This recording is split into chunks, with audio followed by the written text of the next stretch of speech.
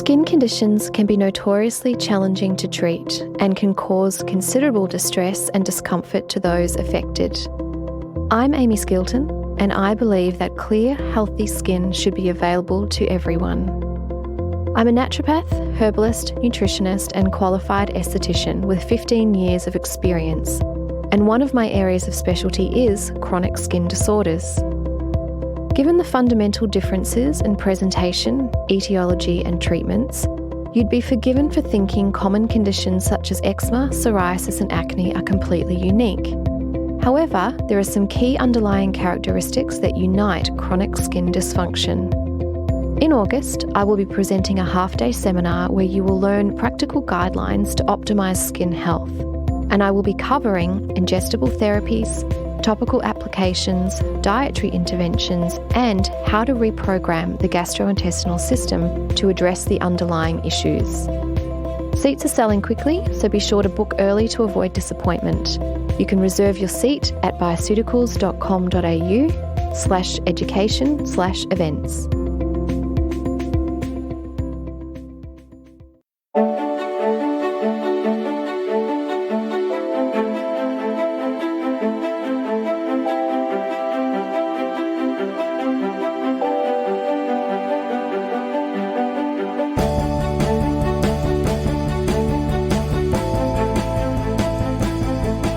This is FX Medicine, and I'm Andrew Whitfield Cook. Joining me on the line all the way from sunny, Darwin, is Richard Sager. Originally a chef and pâtissier, he completed his dietetics degree at Newcastle Uni and Masters of Science degree investigating health promotion within general practice. Richard is completing his doctorate and has been working in private practice with Darwin dietitians for the last 15 years. He's held academic positions with the Northern Territory Medical Program and Flinders University. He has a particular interest towards food intolerances and promoting capacity around nutrition. Richard is the director of Darwin Dietitians, the largest dietetic practice in the Territory. The practice services the private hospital, aged care facilities, and since 2013 has serviced 52 of the Northern Territory's remote and very remote communities. His current clinical focus is towards nutritional biochemistry and nutrigenomics, bridging this science into daily lifestyle applications. He has particular interest into the gut microbiome and autism. And Richard is the proud recipient of the 2016 BEMA Awards for Excellence in Nutrition and Dietetic Practice. And I warmly welcome you, Richard, to FX Medicine. How are you? I'm well, thanks, Andrew. Well, thank you very much for that. My pleasure. And congratulations, I've got to say, and well deserved.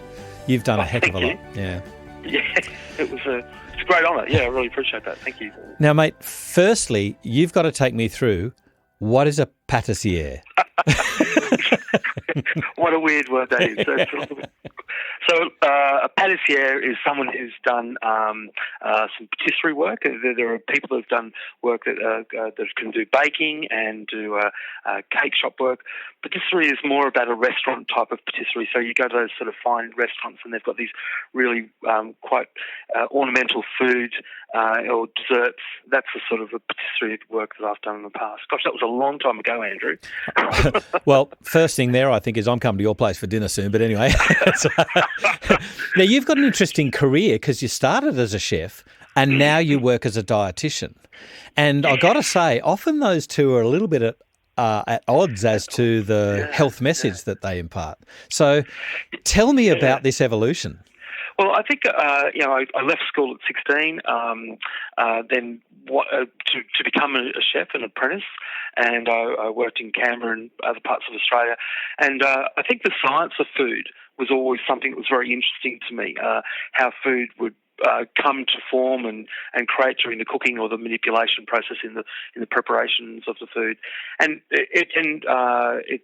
then through my own personal journey of nutrition, I started to learn a little bit more about what it was doing, and then sort of thought I want to go study more. And so, hence, I think there is a continuum as a reversal. I think the science of food, and the science particularly around patisserie work and cake decorating, and it's all about temperature and ingredients.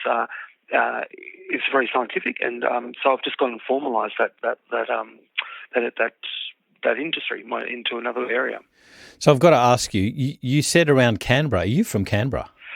Yes, I did a lot of my schooling in Canberra, and I did my original trade certificate in Canberra, that's right. Where did you go to college in Canberra? Oh, dear. Okay, I'm from a student of Belconnen High School, and then I went to Reed TAFE College. Oh, dear. Gosh, we're digging up some old closets here, Andrew. I used to live in McGregor. Oh, gosh, okay. We probably shared a rugby field maybe once upon a time.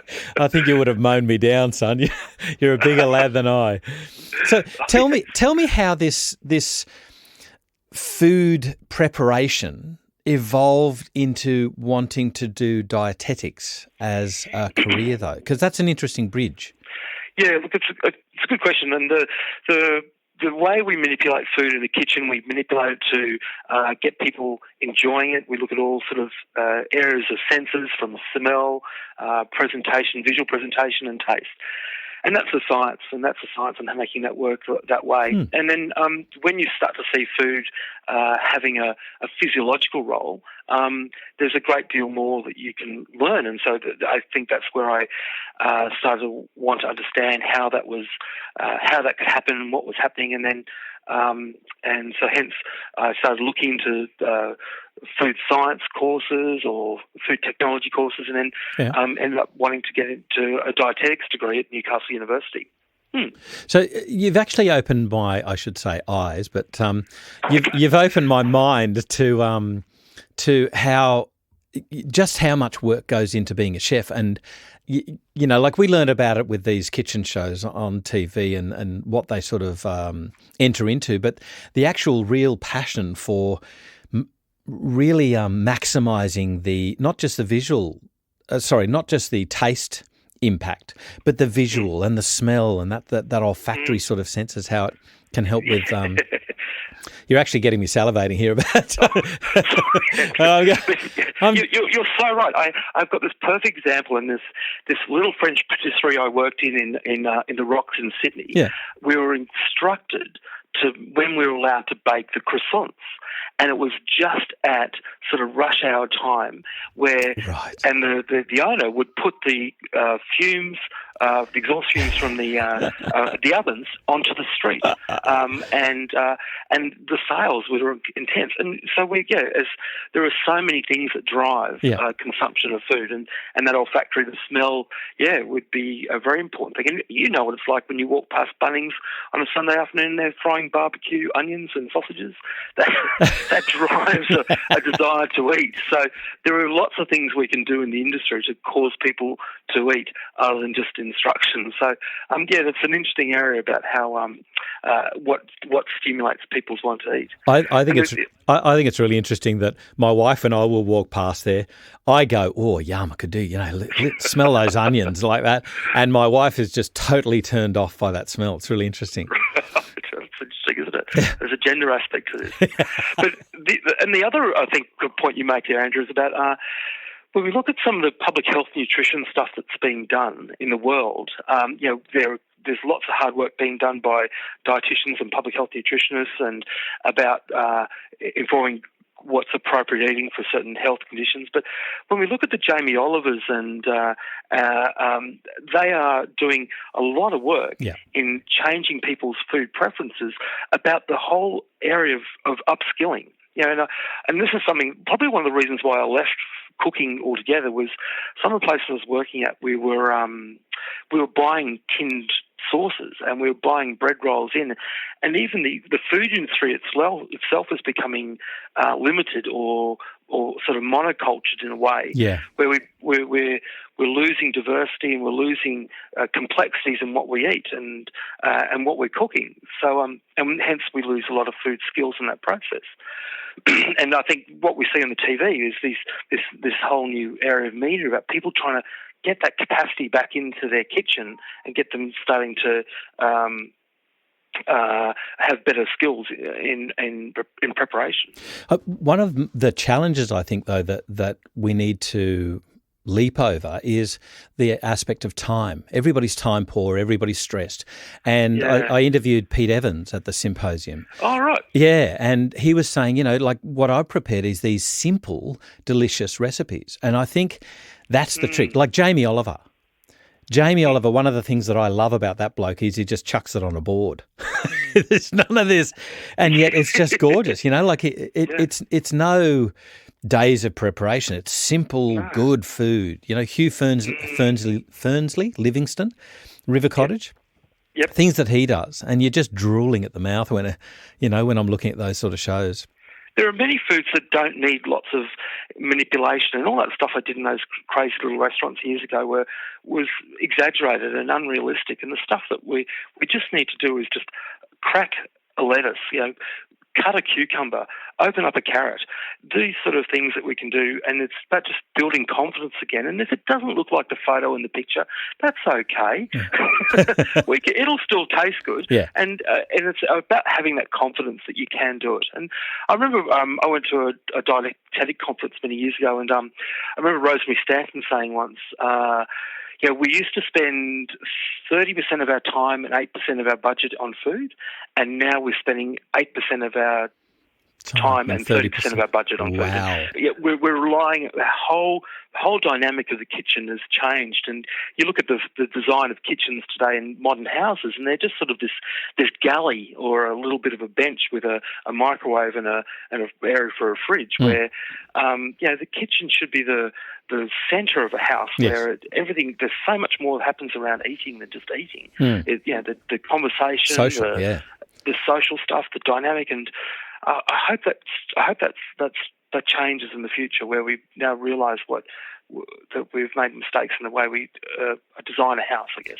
And indeed, going back to your pâtissière, God, I hope I said that right, pâtissière, that sort of career, if you think about French cooking and indeed the Mediterranean diet, one of the big, we talk about the French paradox, and I think one of the things we totally miss is the social interaction and settling down with a meal, the retreat from the daily stresses of life. I think that was reflected in what we learned at the Biocitical Conference this year, was the whole stress stuff, and we walk into a kitchen and it becomes a stressful situation already by what am I going to cook? And then so you enter a meal with stressed, you stand up stressed, you're forcing the food down because you've got to get to the next basketball game or the kids' soccer training or or whatever, and the whole consumption of food becomes a highly stressful event. And there may be some learnt mechanism that when we eat, we suddenly become stressed, and that then has a big impact on our health. And I think as was discussed, is we've got to look at that decreasing. Every area in our life is decreasing stress, and if we can improve our eating, slow down, enjoy ourselves, then many things will improve. And indeed, look, I've got to go back to the first time I met you, or I didn't meet you back then. I heard your name, and that was when you were working in the area of bariatric surgery, or you were at least assisting a bariatric surgeon. Can you take our listeners through that era of your career? Because that was in Warrnambool, correct?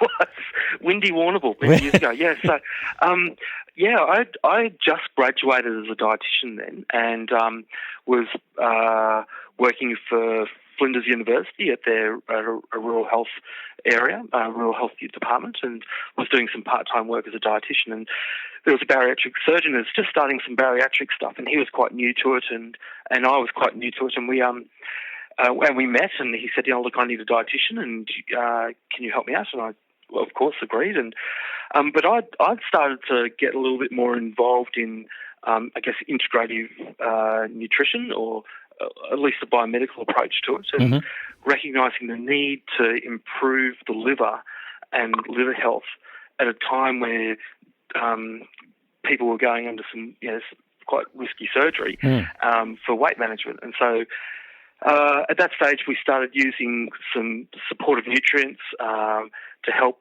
the liver health out, and so things like milk thistle, and I think we were using one of Biocitical's products at that stage. That's right, Reduce Excess, I remember it. That's it, Reduce Excess, and to help bring that liver down. And I remember the surgeon calling me and saying, Richard, what are you doing? What's happening? These livers are just becoming really, really easy to manipulate and of course I didn't quite understand the process of what's going on. I said, that's great, yeah. And but apparently what was happening, we were decreasing the liver size so much that the process of introducing the gastric band was so much more easy for him, and he felt that what we were doing was improving or decreasing the hospital stay by doing that quite significant intervention. Wow. Pre-surgery. Yeah. Wow. So that was really quite exciting, and I think for me at that stage, and you becoming new and you get that sort of reinforcement that what you're doing is working, and the literature supports it. Then you go, okay, yeah. So then you get more involved in that area. Yeah. So it was quite cool. I might point out for our listeners that was at a time where the evidence-based preparation now called Optifast, back then it was called Modifast. You couldn't acquire it. It was like for 18 months it was off the shelves. And so bariatric surgeons were scrambling for something that they could use. You found Reduce XS, which again for our listeners contains a fibre blend called PGX. But I think I also might point out for our listeners that people think that before bariatric surgery, they're put on this sort of supplement, meal replacement therapy, as weight loss. And it's not the case. It's really to decrease the liver volume because they have to go in behind the liver. And if you've got an engorged, friable liver and it breaks, you've got a surgical emergency on your hand. The surgeons talk to me about that's like putting a knife through. It can be as easy as putting a knife through butter. They are so tender, so sensitive, and it is so crucial. And a lot of people do lose up to sort of 10 to 15 kilos pre-op, and so it's quite significant. But I think it's not about the weight so much. It's about what are we doing to them metabolically. Their liver is suddenly getting a chance to do what it's supposed to do. Yeah. And that's supporting the beta oxidation pathway. So, what we're doing is taking the stress away from the liver, and then it's just allowed to do a normal process of using fatty acids as a fuel source. It's kind of cool. Yeah, absolutely. And you know what? I was particularly interested when you just said that these patients had a shorter hospital stay, because indeed that's one of the things I'm most proud about some of the bioceuticals research with the Alfred Hospital. To me, the end thing is that it's a cost saving to the healthcare system and a reduced stay in hospital, which of course knocks people off if you stay there too long. You want to get people out. Yeah, hospitals aren't a nice place to stay in, I tell you. No. So that must have particular relevance for the work that you do up in the top end, because there's a massive issue about the westernisation with Indigenous populations. Tell me about that sort of work. Yeah, I feel really blessed and privileged that I get to go to and my staff get to go to some of these communities that we do, and these are places that we'll never be able to get to again because they're just so far out. And but with that distance, there also there is a benefit from the isolation from some aspects, but there is also really negative aspects to that isolation, and one of it's about access to appropriate food, or at least food that's supportive.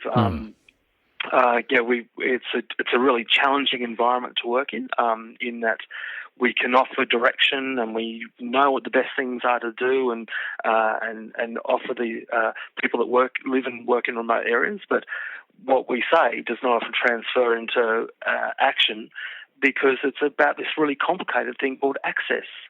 And I think that's a really interesting word when it comes to remote Indigenous communities. We think of access in a way of, oh, can I get it off the shelf, or damn it, it's not there today, and hopefully it'll be there tomorrow. But access also means things about whether I can even open up the tin. There's this concept called health hardware. Yeah.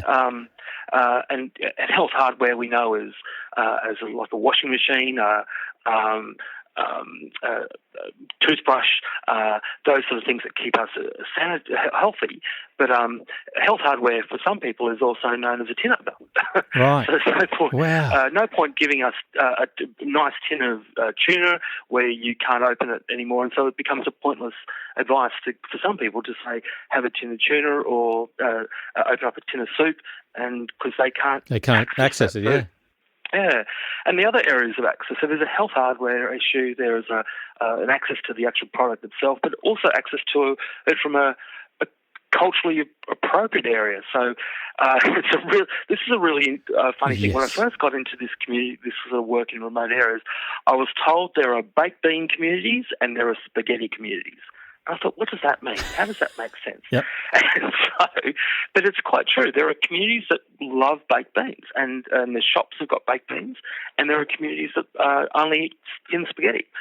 And while I don't think tin spaghetti is all that good of food, but it shows that if we were to get the store managers to sell baked beans in those communities that only eat spaghetti, then they wouldn't eat it. So there is also a cultural aspect that from non-traditional foods that people are tending to eat. And then there is also a cultural stuff around what Indigenous people like to eat from their own culture and their own areas. So there is a very different type of food preference for people that live in the desert compared to those that live on the coast. Yeah. And so then there is also this mix of diversity of what people choose to eat from where they're geographically located. So you spoke about access, and one of my questions for you is, with our quote unquote progress that we would term as a Westerner, how does that affect the traditional access to a nomadic diet, which Australian Aboriginals would have eaten to be healthy, and they were healthy for scores of thousands of years? So, how has that affected their diet?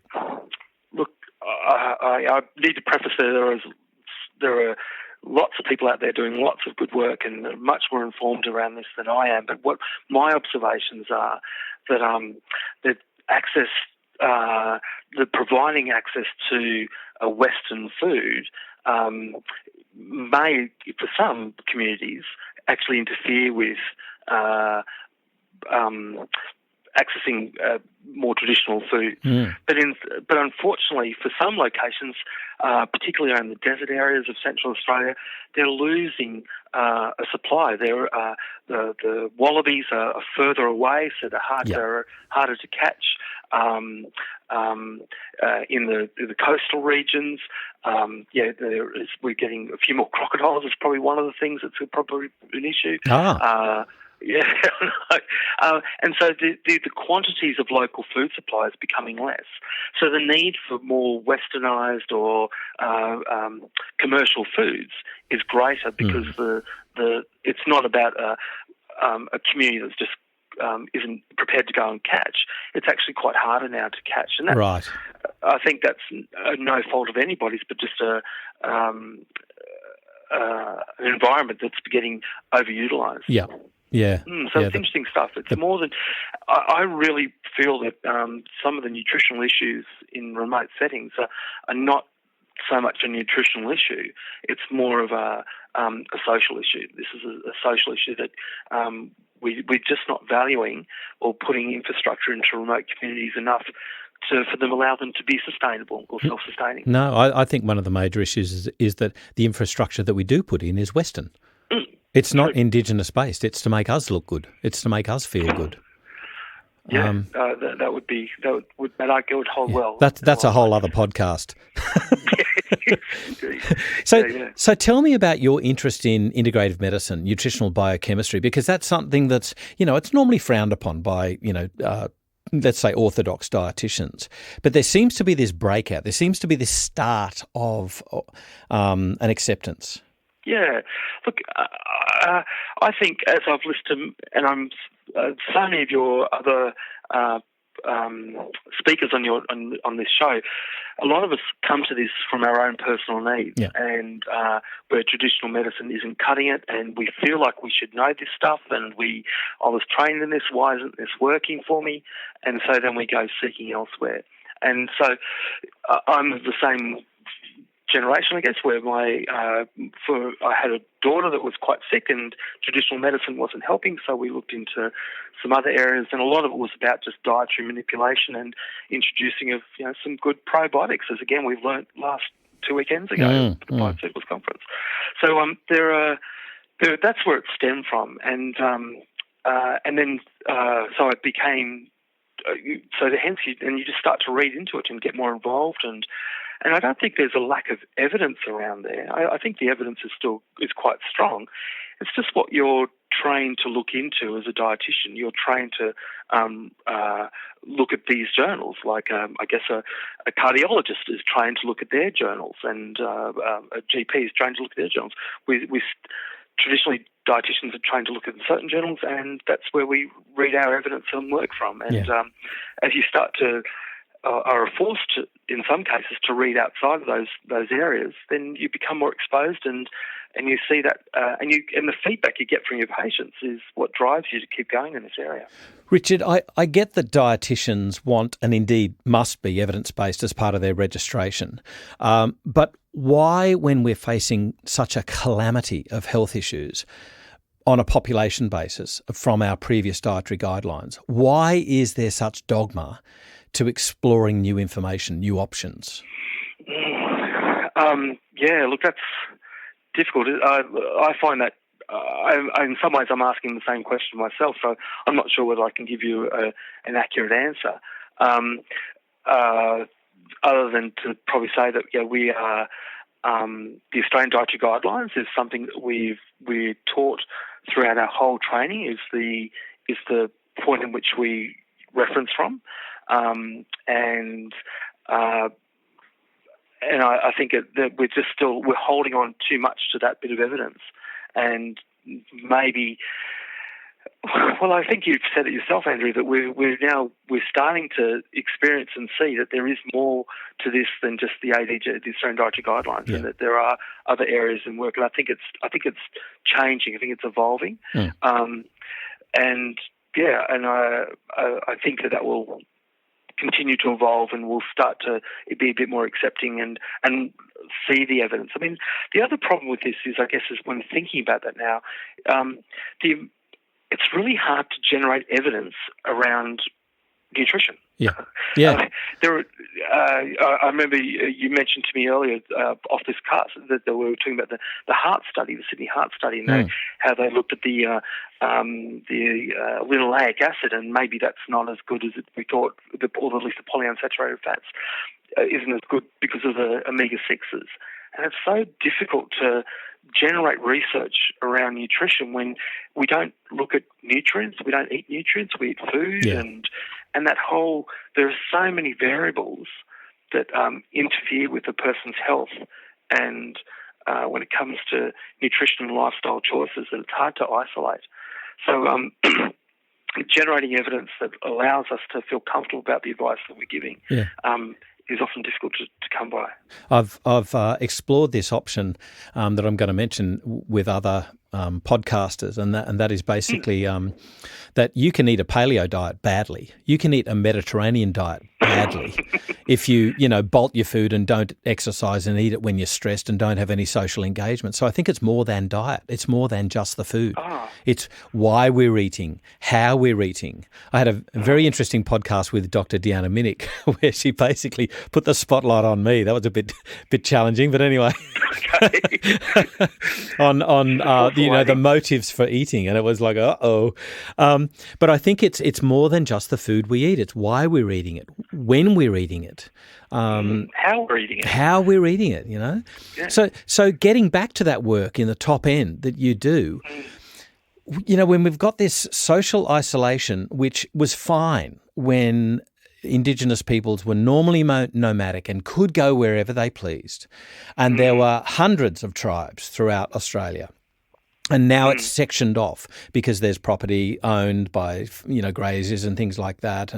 And so you get this restriction of movement to, as you said before, the wallabies or the seafood or whatever.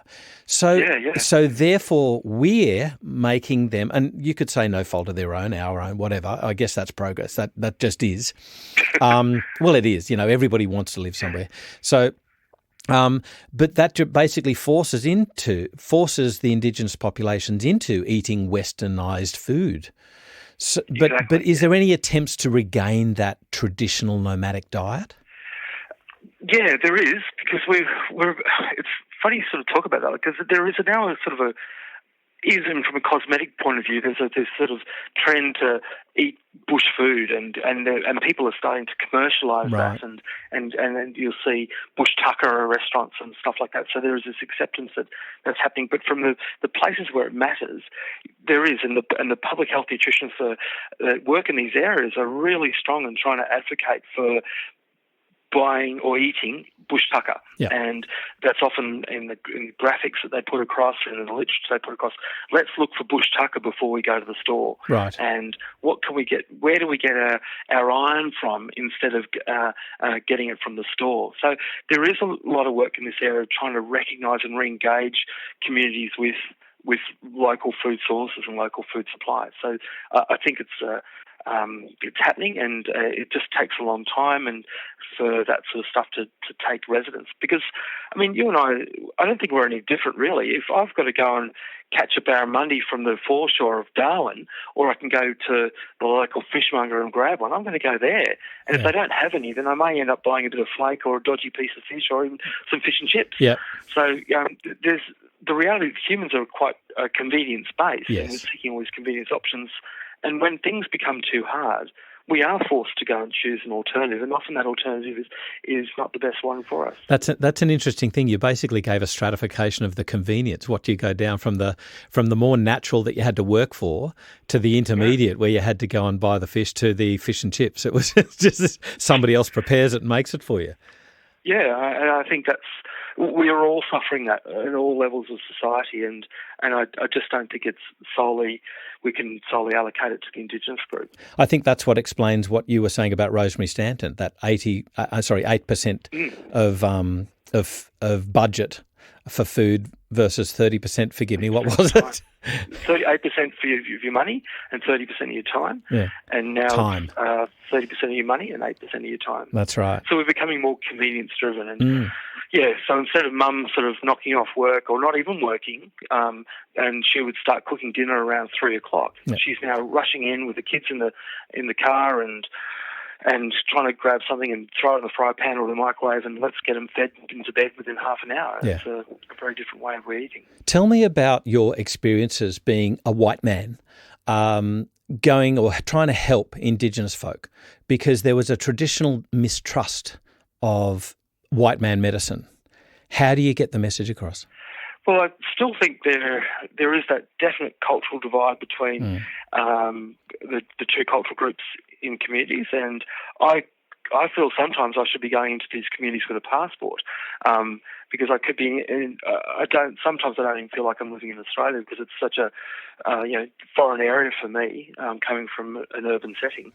But they're an incredibly polite group of people, and very caring, and they're very accepting of how naive and silly we are when it comes to Indigenous culture, and I'm often very grateful for them helping me out in language and terms and how to provide information. So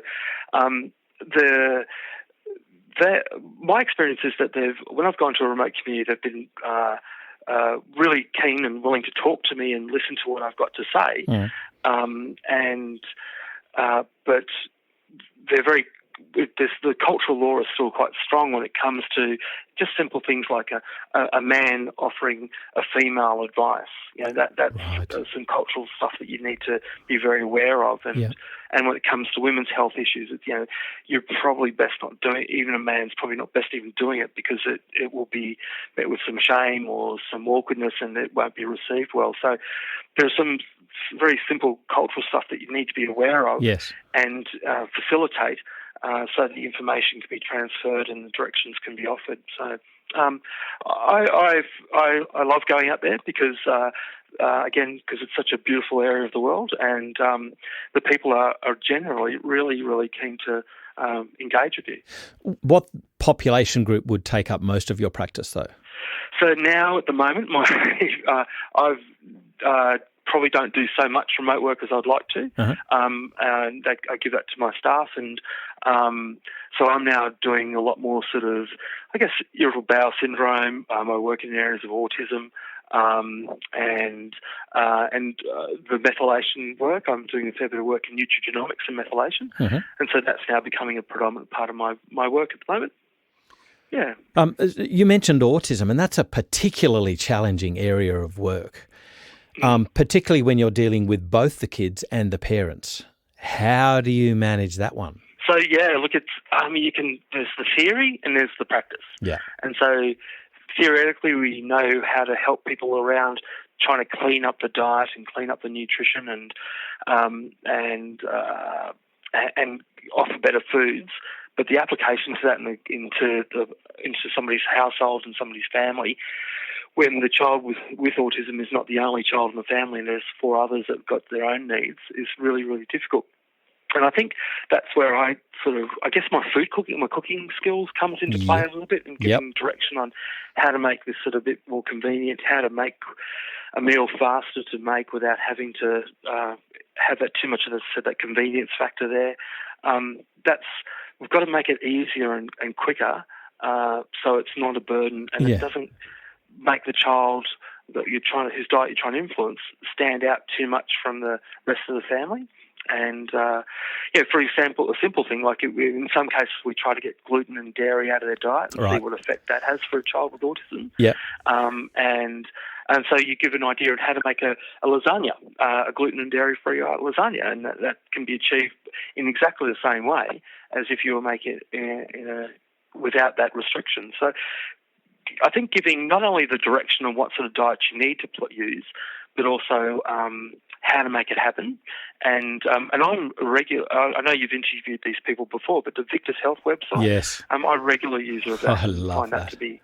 Yeah, it's a great resource, isn't it? Yeah. It just makes it makes our job very easy in saying, okay, this is what we should need to do. This is how you do it, and here are some ideas on how to make that happen. And it doesn't have to look like an Anzac cookie.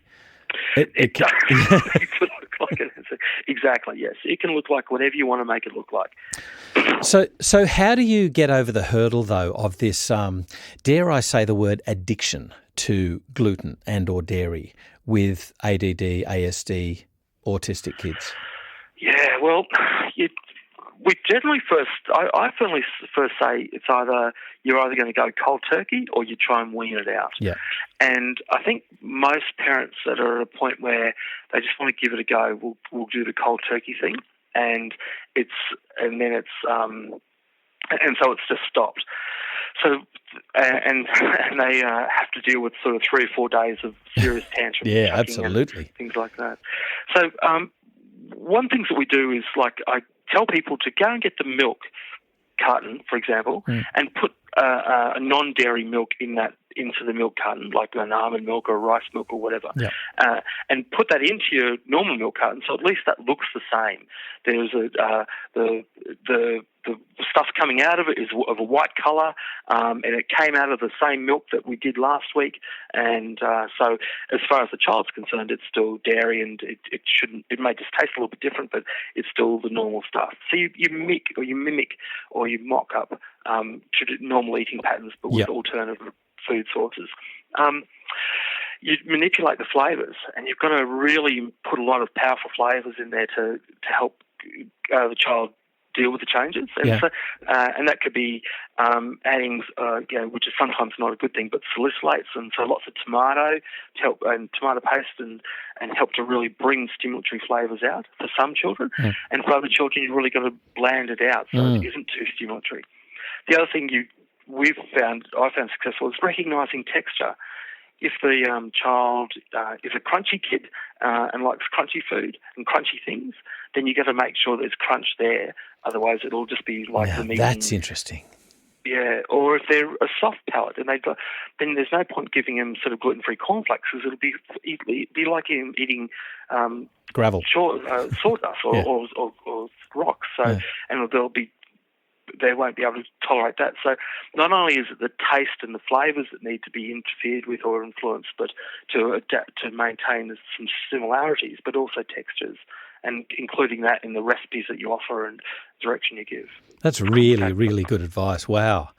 I mean, that's a particularly difficult group of patients, and they'll tell you if you that kitchen floor gets a bit messy sometimes. Oh, yeah. But, I would imagine that the parents themselves must need a lot of encouragement to keep going, when they're faced with these tantrums, and it must be just so draining for them. It is, and I find I've got to, okay, let's just take a break from it now. Let's go back to some normality. Sometimes relatives come up, and well-intentioned grandparents will offer the choc top ice cream or a Mars bar, so that'll interfere with the process, and it's just accepting that that's life. And food is everywhere, and there's sort of like maybe one step backwards, and we can then continue to move on forward. So it's about by changing the diet, you are trying to improve health outcomes and behaviour outcomes. But by the diet being interfered or not followed routinely every day of the week, isn't fatal, and it's something. And I guess people have got to just appreciate that it's something that you can work with, and it's a lifestyle change, and it's accepting that you're not going to have that bread in the house anymore, and this is the type of milk everybody's going to have, and it takes a while for people to accept that and that to be introduced as the mainstream. Now, you mentioned that a particular interest of yours is nutrigenomics, and most naturopaths would be looking at supplements to help with methylation, but as a dietitian, what sort of foods do you use to help with this process in this group of, autistic children or people who have methylation issues?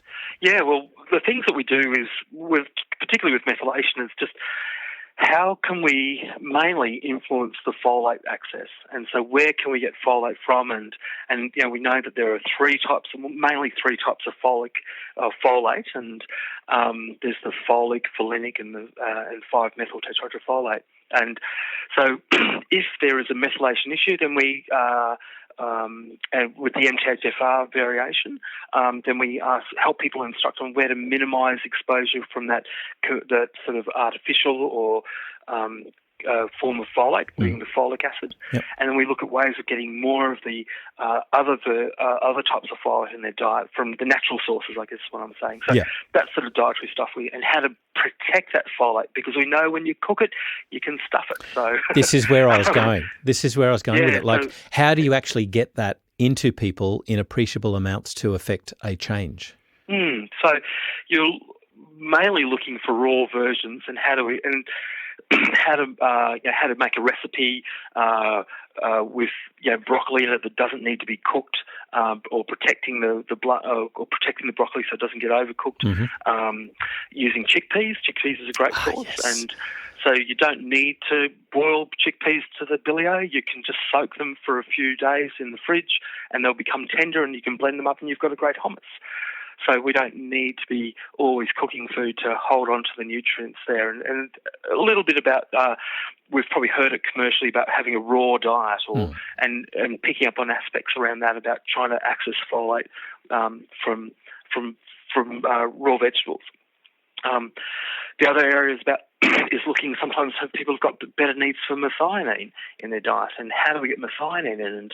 And one of the recipes I've got is making sure we've got mackerel in their diet or something. Mackerel's got a really nice source of methionine, and interesting, the cut on the sirloin steaks, like using grass-fed meat and using the a sirloin cut, that gives you a little bit more methionine. And often people that are under-methylating tend to have a high vegetable intake in their diet, and they're very healthy in that way, but they miss out on some of the essential nutrients, such as methionine, and we can use that as a dietary source as opposed to taking in S-adenosine, methionine, or SAMe.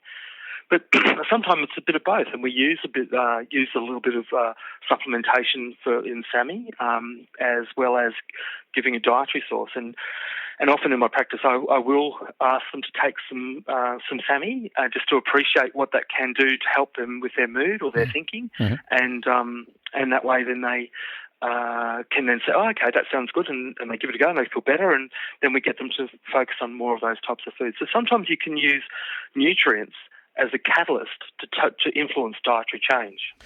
Richard, just before we wrap up, What sort of resources are there available for, particularly if we concentrate on the nutrigenomics aspect and that patient group of autism? What sort of resources are available for practitioners to access? Yeah, well, I've gone to nearly every Mind conference. There's an organisation called Mind, MINDD, and they're not only for practitioners, and they're for carers and family members and people dealing with ASD or spectrum issues and methylation issues and genetic issues, nutritional genetic issues. So they've got often a really good conference where they can go to and listen to speakers, and they've got some really good resources on their website, and reading and books, and they go through a process of vetting, I guess, what's a good book and what's not, something that's not so helpful. And so they look for all the really reputable reading, and they've got some recipe books on there as well. So I find them to be a really useful organisation. Yeah. So things like the GAPS diet, is that what you're talking about? Yeah, they give instruction on the GAPS diet and what that means and who would best benefit from that, how it would be utilised. Right. Where you would potentially try a paleo diet, where you would try and potentially use a specific carbohydrate diet, and there's some direction around that. There's, as I said earlier, there's the Victus website, Victus Health website, and you'd go to your practitioner and ask for them for access to that based on what sort of nutritional diet you're trying to do with your child, or for yourself. There's the ARI, American Autism Research Institute, and they've got some great speakers on their website on dietary and lifestyle influences around this whole ASD area. So there's some really good stuff around. Richard, I'd love to delve into more because I've got to say, you won the Beamer Award because of your huge breadth of practice and outreach. And I've got to take my hat off to you. Like, you really earned that award. Thank you. So yeah, congratulations. Even I've got to say, from the runner-up, Dr. Janet Schloss, she doffed her hat to you. She said, "Wow, that guy's done a lot." So, you really did win that award, mate. Well done. Oh, thank you. That's very nice. And thanks for taking us through today. Like important aspects of, I think some really interesting things about access. That was really interesting for me. But, how we just don't think twice about opening a tin of food, but that might not be normal for somebody else. Look, what I'm really interested in doing is, in my work, in my practice, is trying to improve capacity in whatever nutritional requirements you've got, and whether it's dealing with an inability to access the food because it's not available to you, or it's there are some nutritional restrictions you've got in what your health needs are. Yeah. We're trying to make sure that you can meet your nutritional needs in that area. And that's one of the really great things that I've got in my job, is to help facilitate that happening, and that's something I really enjoy in what I do. This is FX Medicine, and I'm Andrew Whitfield Cook. This podcast was proudly brought to you by the Bioceutical Seminar Series, The Gut-Skin Axis.